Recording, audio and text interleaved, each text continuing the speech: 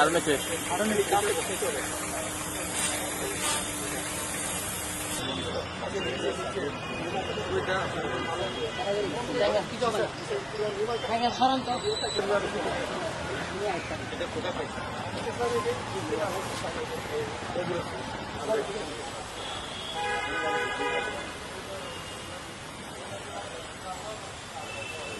কত বড় বড় আইল্যান্ড এখানে এগুলো কাটিং করতে হয়, এগুলো ছোট থাকে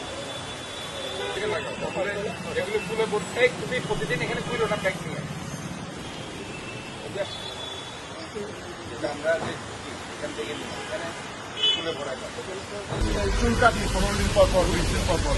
তারপরে আমরা ছোট কর্ম করি, আমরা দাঁত ব্রাশ করে প্রত্যেক থেকে কাঠ পাই, অনেক কিছুই পাই। তো আজকে একটা এটা ব্যতিক্রম ধর্মী একটা অনুষ্ঠান এবং আমরা গাছ থেকে পাই অক্সিজেন। বিশ্ব পরিবেশ দিবস উপলক্ষে আজকে চট্টগ্রাম সিটি কর্পোরেশন প্রাকৃতিক সৌন্দর্যমণ্ডিত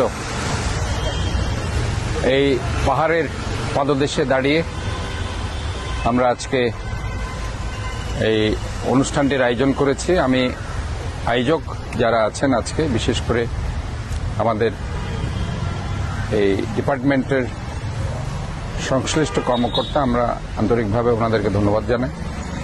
এবং আমি আজকে চট্টগ্রামে যেটা ডিক্লেয়ার করেছি 10 লক্ষ গাছ আমরা লাগাবো। আমাদের মাননীয় প্রধানমন্ত্রী উনি ঘোষণা দিয়েছেন আগামী 5 বছরে 25 কোটি গাছ লাগাবেন। এটা অত্যন্ত সুদূর প্রসারী একটা চিন্তাভাবনা ওনার।